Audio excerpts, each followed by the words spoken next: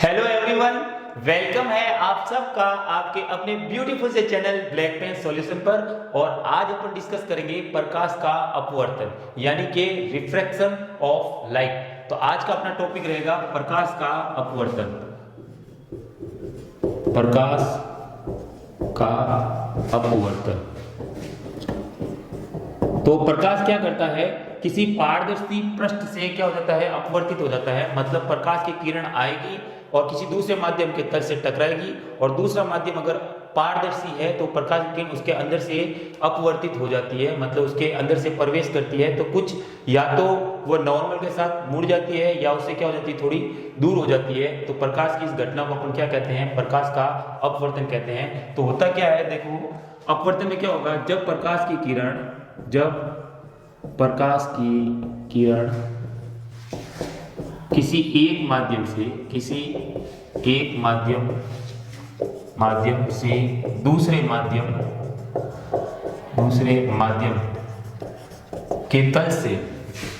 के तल से टकराती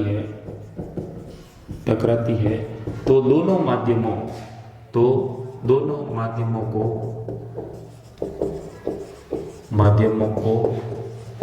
पृथक करने वाले तल से वह अपनी दिशा से विचलित हो जाती है, फ्लक्चुएट हो जाएगी ना, विचलित हो जाती है। प्रकाश की इस घटना को प्रकाश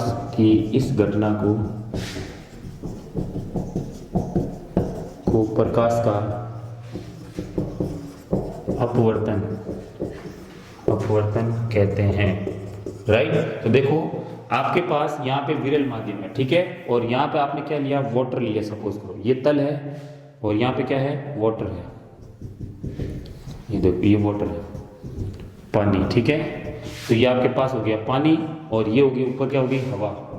तो ये वाला कौन सा माध्यम है, तो आप कहोगे विरल माध्यम है। जबकि ये वाला कैसा माध्यम होगा, सघन माध्यम होगा, क्योंकि पानी के पार्टिकल्स थोड़े क्या होते हैं, क्लोज होते हैं एज कंपेयर टू हवा के जो पार्टिकल्स होते हैं। तो इसकी तुलना में ये वाला क्या है, सघन है। जब प्रकाश की किरण एक माध्यम से, मतलब हवा से, ये माध्यम फर्स्ट, ठीक है, माध्यम क्या ले लेता हूं मैं, फर्स्ट, और ये आपके पास हो गया माध्यम सेकंड, है ना। तो माध्यम एक से माध्यम दो के तल से टकराती है, तो टकराने के पश्चात वो अपनी दिशा से क्या हो जाती है, विचलित हो जाती है। मतलब प्रकाश को जाना चाहिए था कैसे, ऐसे जाना चाहिए था, लेकिन ये ऐसे नहीं जाके कहाँ हो जाता है, थोड़ा सा मुड़ जाता है, अपनी दिशा से विचलित हो जाता है। तो ये आपके पास क्या है, 90 डिग्री, इसको अपन कहते हैं अभिलंब, ठीक है। क्या कहते हैं, अभिलंब। तो याद रखना, जब वो अभिलंब के साथ जितना ये एंगल होगा, अब ये एंगल उतना नहीं रहेगा। तो आई और आर क्या होते हैं, not equal to each other होते हैं, not equal to each other, ये चीज याद रखना।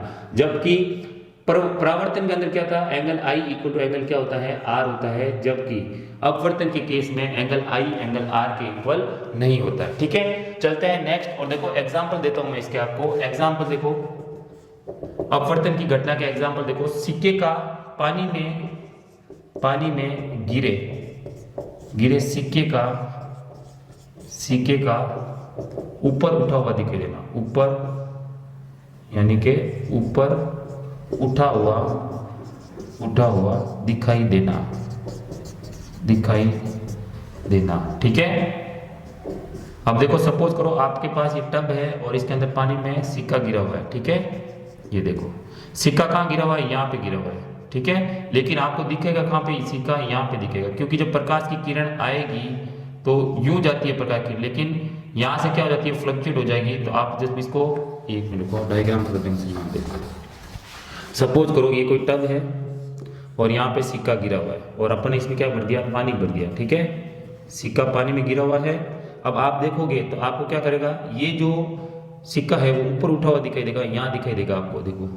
जबकि सिक्का एक्चुअल में पड़ा कहाँ पे है, तो आप कहोगे सर सिक्का जो एक्चुअल में पड़ा है वो नीचे की ओर पड़ा है, क्योंकि यहाँ से प्रकाश, ये तो अपना पानी और हवा को पृथक करने वाला तल कौन सा है, यहाँ से, तो प्रकाश की यहाँ से क्या हो जाती है, मुड़ जाती है, इसलिए अपने को सिक्का कहाँ दिखता है, मुड़ जाती है तो प्रकाश, एक्चुअल में प्रकाश किरण जा रही यूं है, लेकिन जब आपको आभासी रूप में इसको पीछे बढ़ाओगे तो आपको प्रकाश कैसे जाता हुआ दिखाई देगा, यूं जाता हुआ दिखाई देगा। तो ये मैं बना देता हूँ आभासी रूप में, ठीक है। प्रकाश किरण यूं जा रही है, लेकिन अपन इसको आभासी रूप में पीछे बढ़ाते हैं तो प्रकाश किरण अपन को यूं सीधी लाती हुई दिखाई देगी। तो सिक्का आपको क्या होगा, इतना ऊपर उठा हुआ दिखाई देगा। देखो सिक्का यहाँ पड़ा दिखेगा यहाँ पे, ठीक है। तो ये एग्जाम्पल आपका पहला हो जाएगा। दूसरा एग्जाम्पल इसी प्रकार देखो, अगर पानी के टब में स्केल पड़ी हुई है, कैसी पड़ी हुई है, स्केल।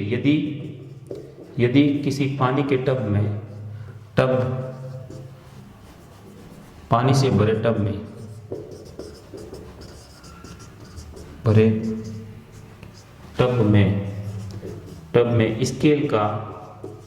स्केल का मुड़ा हुआ दिखाई देना, वह दिखाई देना, ठीक है। जैसे ये पानी का टब है और उसके अंदर आपने इसे करीब स्केल डाली, ठीक है।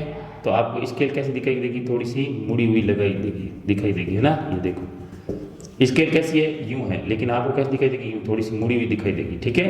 ये प्रकाश की अपवर्तन के कारण होता है। इसी प्रकार देखो पेपर वेट है अपने पास, कांच का पेपर वेट आता है ना, पेपर के ऊपर अपन रखते हैं ताकि पेपर उड़े नहीं। तो पेपर वेट जो होता है, उस पेपर वेट के अंदर अक्षरों का उभरा हुआ दिखाई देना, ठीक है। तो तीसरा एग्जाम्पल क्या लिख रहा हूं मैं, पेपर वेट में अक्षरों का उभरा हुआ दिखाई देना, ठीक है। पेपर के ऊपर अपन जो कांच का वेट रखते हैं, उस कांच की जो स्लेब होती है उसके अंदर अक्षरों का उभरा हुआ दिखाई देना, ये भी कौन सी घटना है, प्रकाश की अपवर्तन की घटना है, ठीक है। अब चलते हैं अपन नेक्स्ट और देखते हैं कुछ अन्य एग्जाम्पल। तो देखो अपन एक एक्टिविटी कर लेते हैं, ठीक है, जो आपके सिलेबस में है, प्रकाश के अपवर्तन की घटना पर आधारित, ठीक है।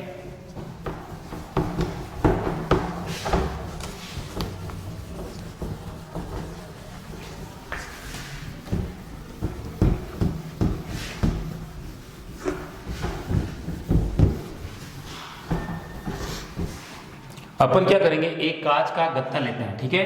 देखो अपन क्या करते हैं, एक पहले कागज का एक गत्ता लेंगे, कागज का एक सफेद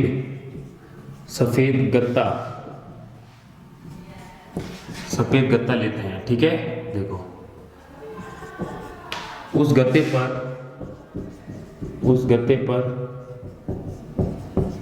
पर आयताकार कांच की स्लेब रखते हैं, सपोज करो ये ब्लैक बोर्ड है जो व्हाइट कलर का गत्ता है और उसके ऊपर मैंने क्या रखी, ये कांच की स्लेब रखी, ठीक है। ये कांच की स्लेब, अब इस स्लेब के चारों कोनों को अपन नाम दे देते हैं A, B, C और D, ठीक है। अब ये कांच की स्लेब है तो उसकी थिकनेस भी होगी, ठीक है।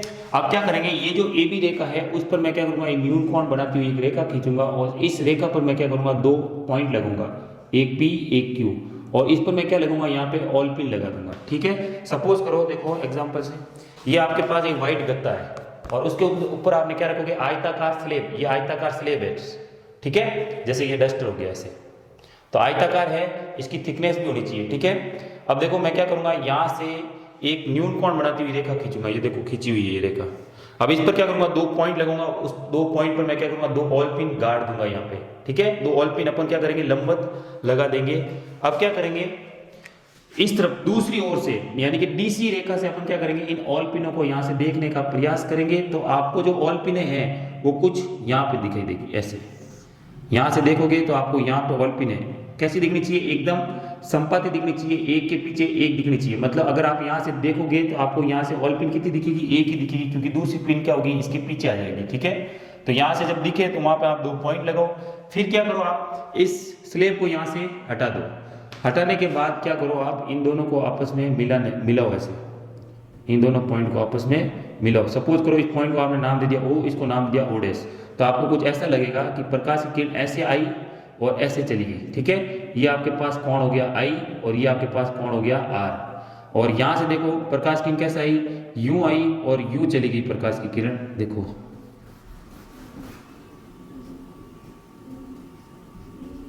ये देखो यूं आई और यूं चली गई, ठीक है। अब देखो ये हो गया आई इसके लिए, ये हो गया आर, ठीक है। तो अब देखो सघन आपका विरल से सघन में जाती है, जब प्रकाश निष्कर्ष जो होगा इसका क्या निकलेगा, निष्कर्ष जो होगा तो आप कहोगे जब प्रकाश की किरण, जब प्रकाश की किरण विरल से सघन में प्रवेश करती है तो वह नॉर्मल मतलब अभिलंब, तो वह अभिलंब की ओर झुक जाती है।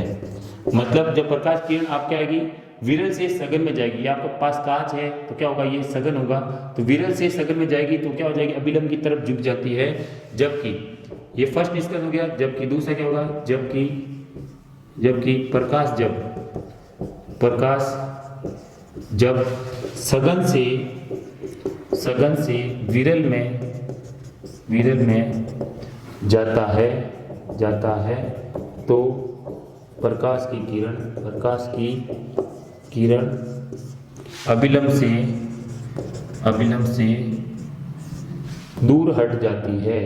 से दूर हट जाती है। हम देखो जब प्रकाश किससे आया, सघन से आया और विरल में जा रहा है तो क्या हो जाएगा, अभिलंब से क्या हो जाएगी, दूर हट जाएगी। देखो जितना ये कोण है उससे ये कोण क्या है, ज्यादा है, मतलब आपका प्रकाश यूं आया और अब यूं आके फिर यूं जाना चाहिए था, लेकिन ऐसे नहीं गया और इधर हो गया, और प्रकाश किरण ऐसे गई, तो ये वाला जो आपके पास कोण होगा वो इससे क्या होगा, ज्यादा होगा, और ये अभिलंब से क्या होगी, प्रकाश किरण दूर हट गई, ठीक है। तो यहाँ पे क्या होती है, जब सघन से विरल में जाता है तो किरण दूर हट जाती है, और जब विरल से सघन में जाता है तो वो अभिलंब के पास आ जाती है। तो ये दो चीज आप दिमाग में रखें। अब अगर इसको यूं आगे बढ़ाऊं इस लाइन को, ठीक है, तो आपको लगेगा कि प्रकाश मेरा जाना चाहिए था कैसे, यूं जाना चाहिए था, यूं सीधा जाना चाहिए था, लेकिन इस कांच के कारण इसके अंदर इतना क्या आ गया आपके पास, देखो इस कांच के कारण इसमें इतना फ्लक्चुएशन आ गया, ये देखो ये इतना सा क्या आ गया, इस पथ में कुछ चेंजेज आ गया, तो ये आपका क्या कहलाता है, इसके बीच का विचलन कहलाएगा। तो आपका विचलन कितना हुआ, यहाँ से x कितना विचलन हुआ, तो आप कहोगे सर x, प्रकाश की ऐसा जाना चाहिए था, लेकिन ये कांच की वजह से ऐसे मुड़ी फिर ऐसे गई, और दोनों क्या होगी, एक दूसरे के समांतर होगी, ये दोनों के क्या आनी चाहिए, समांतर आनी चाहिए, ठीक है। तो इस घटना को अपन क्या बोलते हैं, प्रकाश का अपवर्तन कहते हैं। अब चलते हैं नेक्स्ट, और देखो कुछ और एग्जाम्पल अपन इसके देखते हैं, और सबसे पहले अपन नियम देख लेते हैं, अपवर्तन के कौन कौन से नियम होते हैं, तो वो देखो, ठीक है। तो देखो पहला नियम, आपतित किरण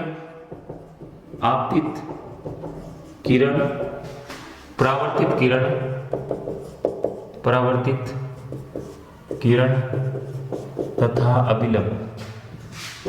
अभिलंब तीनों एक ही तल पर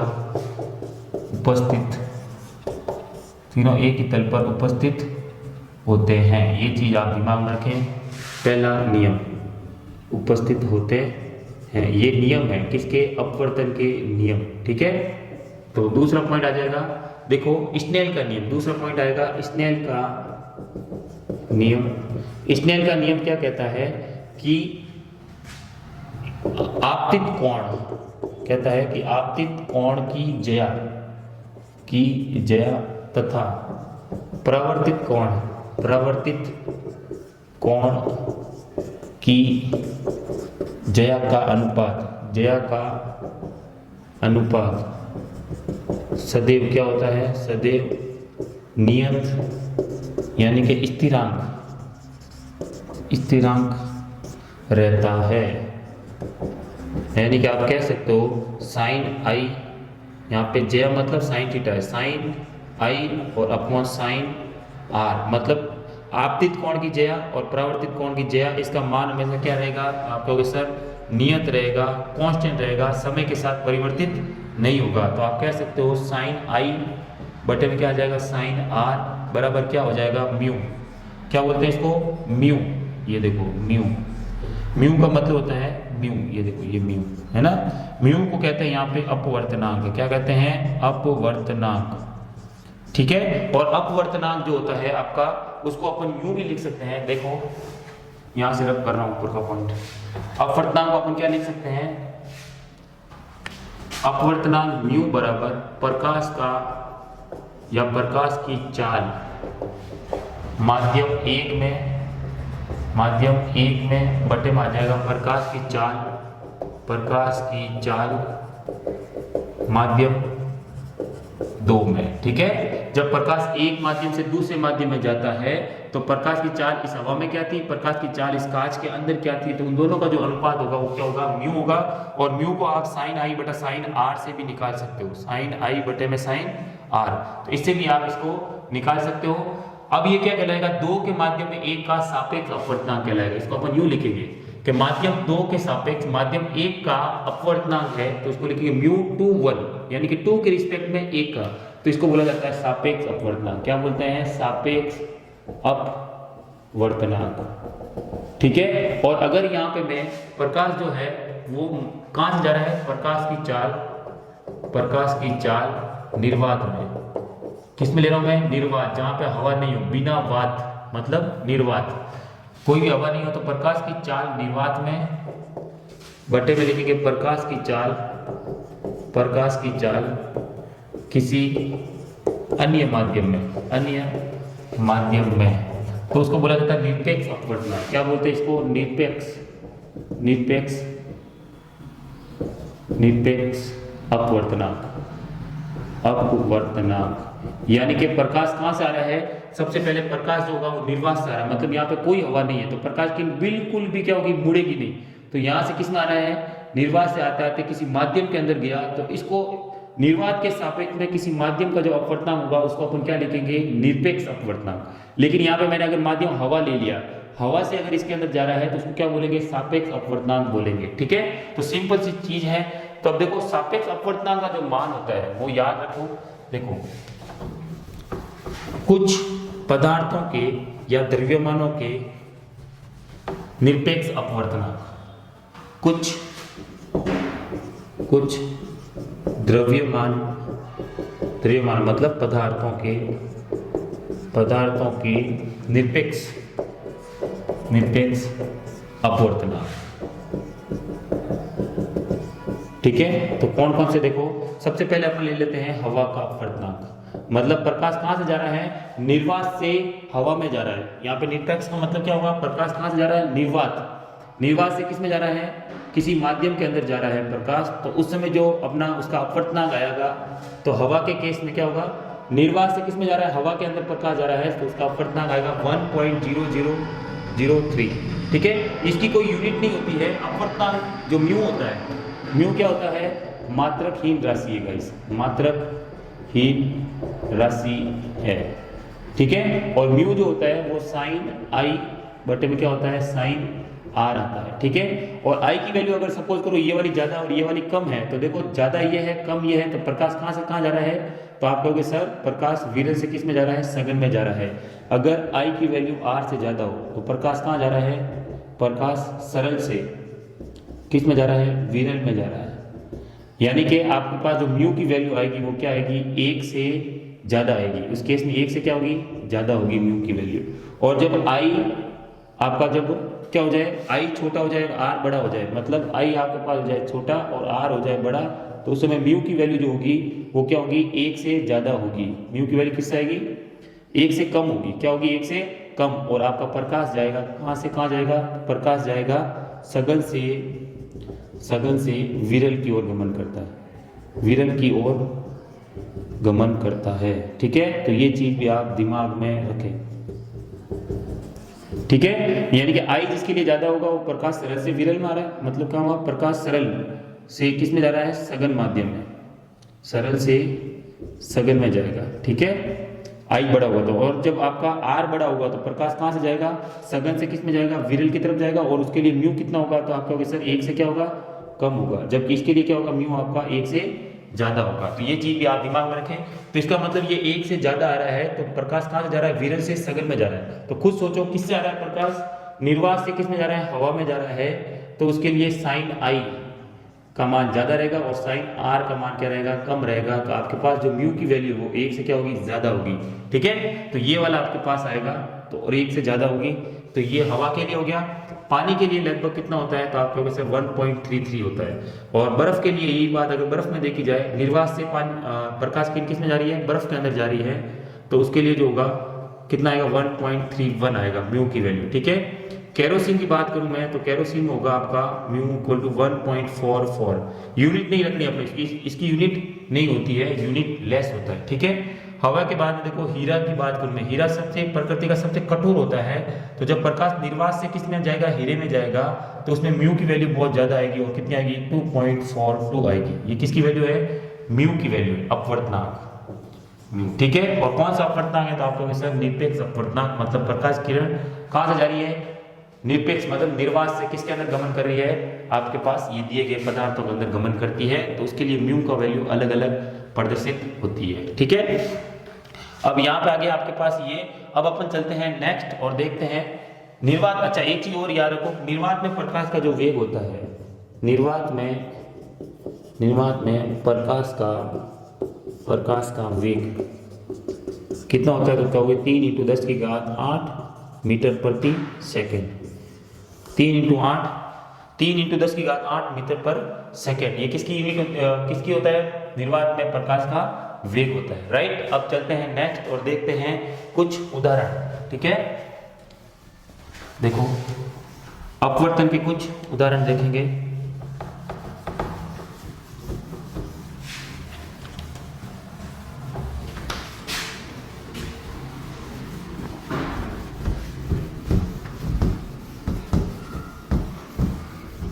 मैं 3 घटनाएं अपन देखेंगे। एक तो देखेंगे वर्ल्ड विक्षेपण, एक देखेंगे अपन सूर्योदय से पहले सूर्य का दिखाई देना, सूर्यास्त के पश्चात भी सूर्य का दिखाई देना, और तीसरा देखेंगे अपन आंतरिक परावर्तन, ठीक है।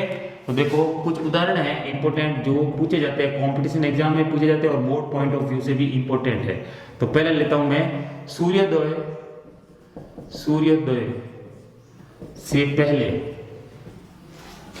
से पहले सूर्य का दिखाई देना। चलो ये लिखे, सूर्योदय से पहले तथा सूर्यास्त के पश्चात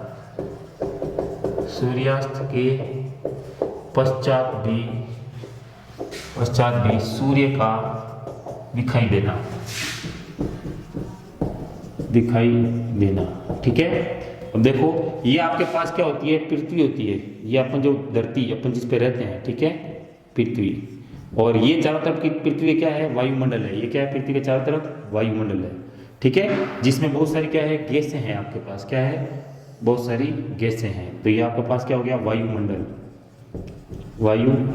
ठीक है। अब वायुमंडल ऊपर की ओर क्या रहती है, हल्की गैसें रहती है। जैसे जैसे अपन वायुमंडल की सतह पर आते हैं तो वहां पे क्या होता है, गैसों की मात्रा बढ़ जाती है, उसमें धूल के कण, मिट्टी के कण, पॉल्यूशन, ठीक है, ये सब मिल जाती है। तो ऊपर की तुलना में जो नीचे वाला आपके पास सतह होगी तो वो क्या होगी, ज्यादा सघन होगी ऊपर की तुलना में, ठीक है।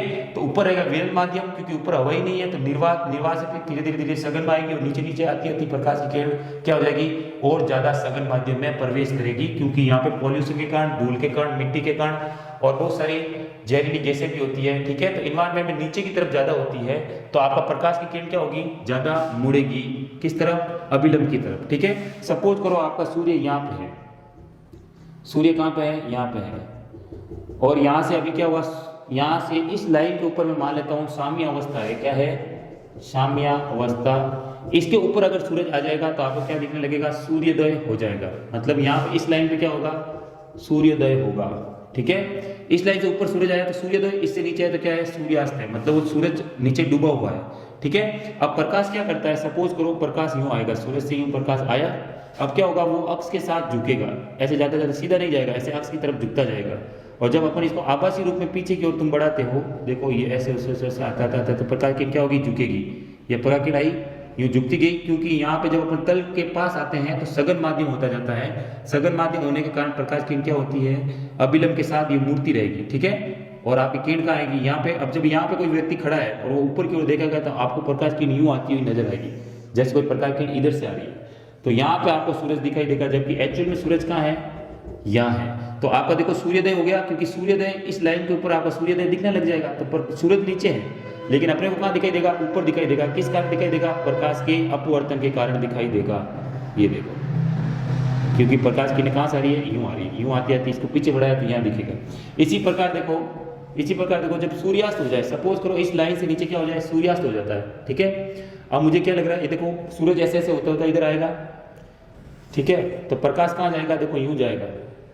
देखो सपोज करो यहाँ पे सूर्यास्त हो चुका है, प्रकाश जा रहा है यूँ, और जब यहाँ प्रकाश जाएगा तो यहाँ धीरे धीरे क्या होने लग जाएगा, वो मुड़ने लग जाएगा, ठीक है। ये देखो ये मुड़ने लग जाएगा। जब आप इसको पीछे बढ़ाओगे तो सूरज आपको दिखेगा कहीं यहाँ पर दिखेगा, ठीक है।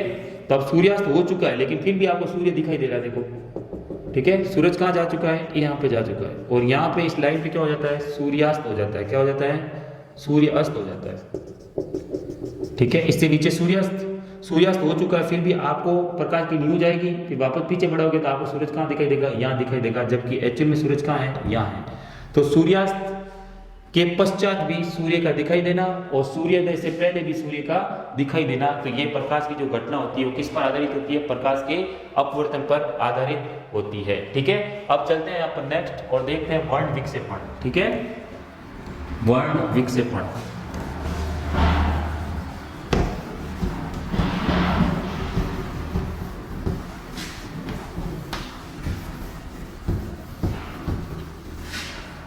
देखो वर्ण विक्षेपण, सेकेंड उदाहरण लेते हैं, वर्ण विक्षेपण। तो आप सब जानते हो कि प्रकाश में टोटल कितने कलर होते हैं, 7 कलर होते हैं। प्रकाश में 7 कलर होते हैं, VIBGYOR, यानी कि वॉयलेट, इंडिगो,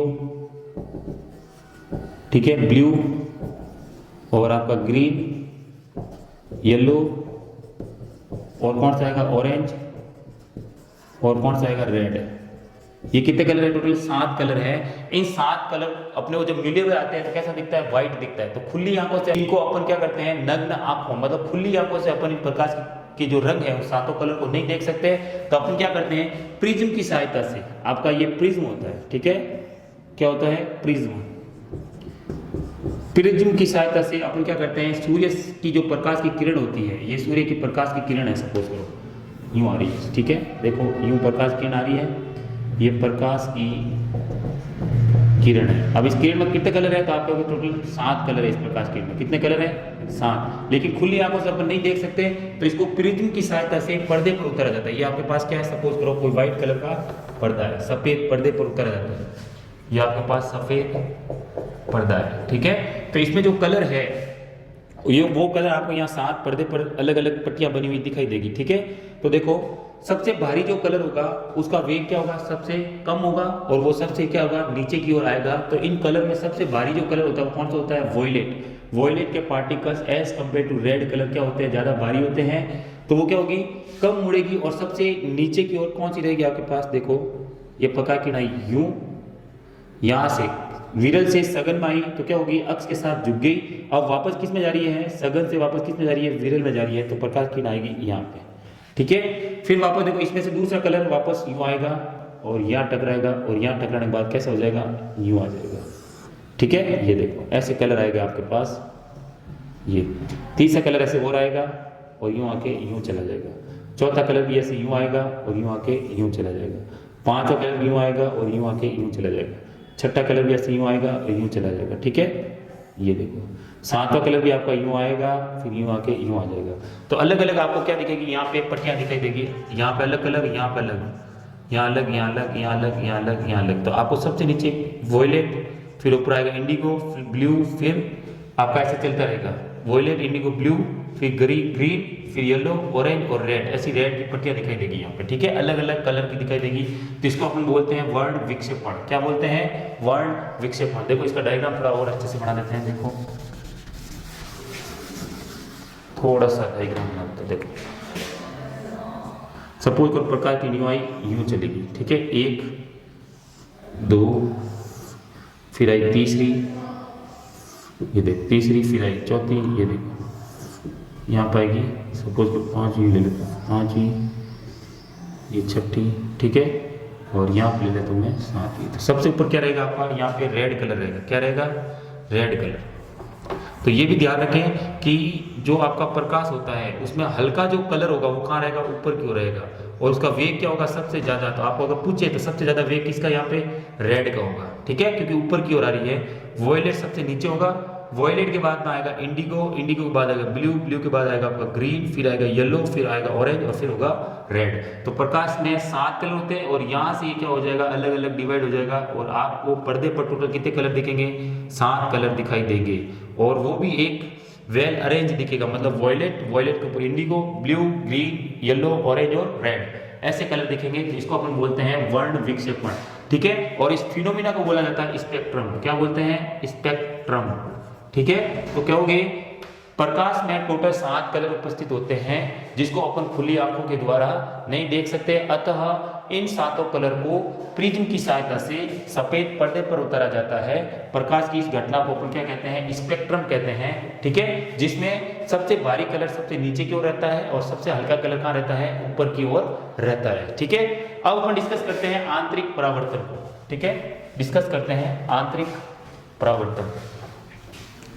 देखो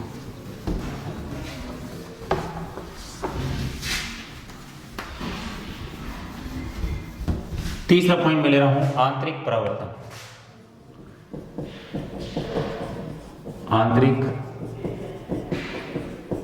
देखो इसके टोटल में कितने डायग्राम बनाऊंगा, 3 डायग्राम बनाऊंगा, आप अच्छे से समझना। ये आपके पास कोई पानी है, क्या है, ये पानी है और सपोज करो पानी को मैं ऐसे बंद बनाता हूँ, खुला ही बना देता हूँ, ठीक है। यहाँ पे आपका पानी पड़ा हुआ है, ये देखो, ठीक है। अब प्रकाश की किरण को अपन क्या भेजेंगे, सघन से विरल में भेजेंगे। देखो ये सघन से किस में गई, प्रकाश किरण सघन से जा रहा है, आंतरिक परावर्तन कर रहा हूं, देखो सघन से किस में जा रही है, विरल में जा रही है। तो यहाँ पे ये क्या होता है, आपको पता है, अभिलंब होता है। क्या होता है ये, अभिलंब। ये आपतित किरण हुई और यहाँ पे जब सघन से विरल में जाती है तो प्रकाश किरण क्या होगी, अभिलंब से दूर हट जाती है, आप सब जानते हो। तो यहाँ पे ये आई और यहाँ पे क्या है, आर। तो इस केस में आई की वैल्यू क्या होगी, आर से क्या होगी, कम होगी, मतलब आर ज्यादा होगा, क्योंकि आर कहाँ आ रहा है, विरल माध्यम आ रहा है। तो सघन से जब विरल में प्रकाश किरण जाती है तो अभिलंब से क्या हो जाती है, दूर हट जाती है, पहला पॉइंट, ठीक है। अब मैं क्या करूंगा, इस आई को मैं इतना बढ़ाऊंगा, पहले पॉइंट में क्या करता हूं, प्रकाश की किरण, प्रकाश की किरण जब सघन, सघन मतलब पानी से, सघन माध्यम से विरल माध्यम में, विरल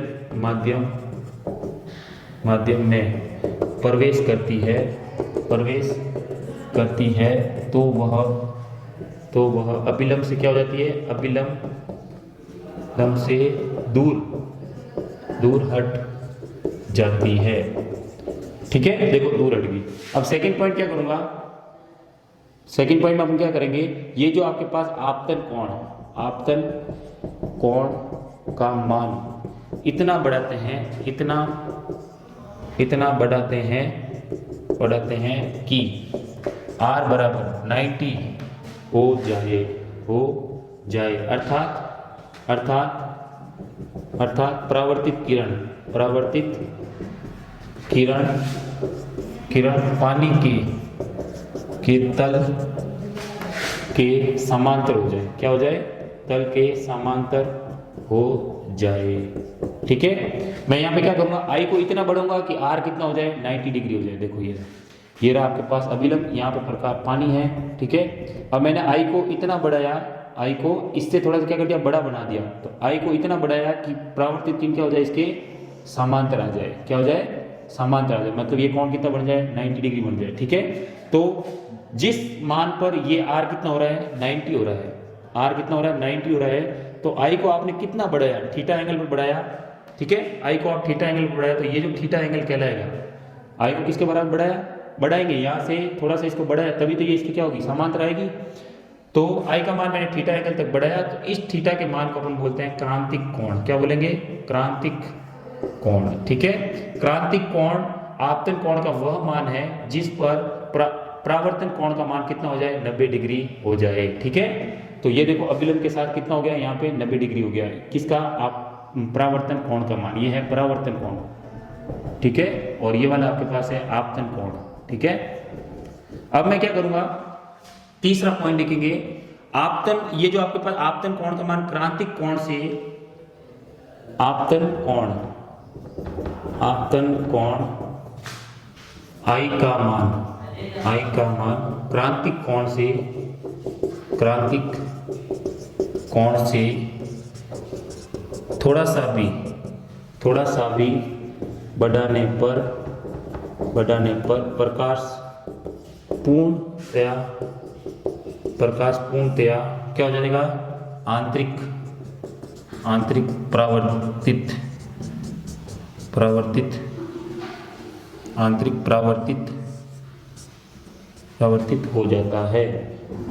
हो जाता है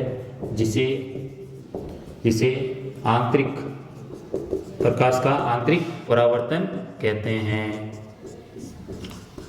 सिंपल है। देखो अब मैं क्या करूंगा, इस थीटा को थोड़ा सा भी अगर मैंने बढ़ाया तो प्रकाश कहाँ चला जाएगा, अंदर की ओर चला जाएगा। और ये देखो तीसरा पॉइंट, ये तो क्या पहले पॉइंट का, ये हो जाएगा दूसरे पॉइंट, ये तीसरा पॉइंट का क्या होगा, ये देखो यहाँ पे मैंने इस आई को थोड़ा सा भी अगर क्रांतिक कोण से ज्यादा बढ़ाया, क्या करा, क्रांतिक कोण से थोड़ा सा बढ़ाया, मतलब आई की वैल्यू मैं क्या कर देता हूँ, थीटा से थोड़ी सी भी अगर बड़ी कर दी, यहाँ पे थीटा क्या है, क्रांतिक कोण, तो थीटा से थोड़ी भी बड़ी कर दी तो यहाँ पे प्रकाश पूर्णतः क्या हो जाएगा, परावर्तित, मतलब क्या हो जाएगा, परावर्तित हो जाएगा। अपवर्तन की जगह पर अब क्या काम आ रहा है, परावर्तन आ रहा है, तो इसको बोलते हैं आंतरिक परावर्तन, राइट। अब जो ये कोण रहेगा आपके पास, ये और ये क्या होगा, बराबर होगा, क्योंकि यहाँ पे क्या आ रहा है, परावर्तन आ रहा है, ठीक है। तो परावर्तन के केस में आप जानते हो आई किसके बराबर हो जाएगा, आर के बराबर हो जाएगा। तो जितना ये एंगल होगा उतना ही ये एंगल होगा, ठीक है। तो आई इक्वल क्या आ जाएगा, आर आ जाएगा यहाँ पे। अब यहाँ पे देखो आई और आर नॉट इक्वल टू, इसमें भी आई और आर क्या है, नॉट इक्वल टू है। यहाँ पे आर बड़ा है आई से, और यहाँ पे आर आपका कितना हो गया 90, और यहाँ पे जिस कोण पे 90 होता है आर, तो उसके लिए इंसिडेंट एंगल का मान किसके बराबर होगा, क्रांतिक कोण के बराबर होगा। और क्रांतिक कोण से थोड़ा सा भी अगर आपने आई की वैल्यू को बढ़ाया तो आपका क्या हो जाएगा, जो प्रकाश की परावर्तित किरण है वो पूरी तरह से क्या हो जाएगी, उस एक ही माध्यम के अंदर यूं गई, एक ही माध्यम में दूसरे माध्यम के तल से टकराई और उसी माध्यम वापस गमन कर दिया, जिसको अपन क्या बोलते हैं, प्रकाश का परावर्तन कहते हैं, ठीक है। तो इसी के साथ आपका ये आंतरिक परावर्तन खत्म होता है। तो ये आपका तीसरा एग्जाम्पल था। पहला एग्जाम्पल था सूर्योदय से पहले सूर्य का दिखाई देना और सूर्यास्त के पश्चात भी सूर्य का दिखाई देना। तो ये भी एक एग्जाम्पल बहुत इंपॉर्टेंट है, जो एग्जाम पॉइंट ऑफ व्यू से इंपॉर्टेंट है। और सेकंड अपन ने देखा था वर्ण विक्षेपण, और तीसरा अपन ने पढ़ लिया पूर्ण आंतरिक परावर्तन, ठीक है। तो मिलते हैं नेक्स्ट वीडियो में guys, till then thank you.